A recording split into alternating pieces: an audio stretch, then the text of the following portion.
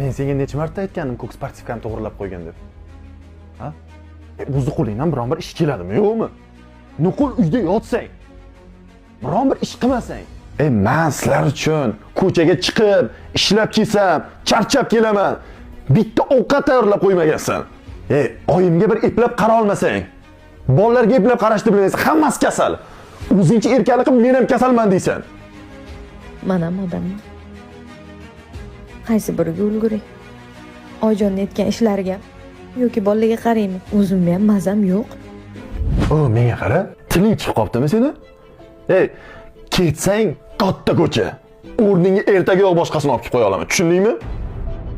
Adasi, hozir jahlni ustida menga yomon gaplar gapirib tashyapsiz. Men ham ayol kishiman.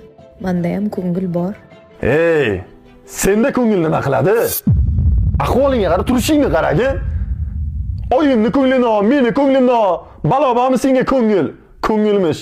Turishingni qara. Bitta eringni ko'nglini olishni bilmaysan ayolga o'xshab. Xo'p, adasi. Shu darajada mendan ko'nglingiz qopti. Unda men keta qolay. Sensiz ham yasha olaman, tushundingmi? Bor ket, yur.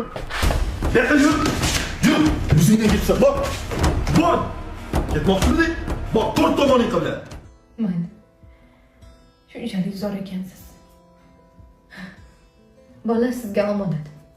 Bitta o'zim bu uyga keldim. Bitta o'zim ketaman. Sen mendan boshqa kimga ham keraksan?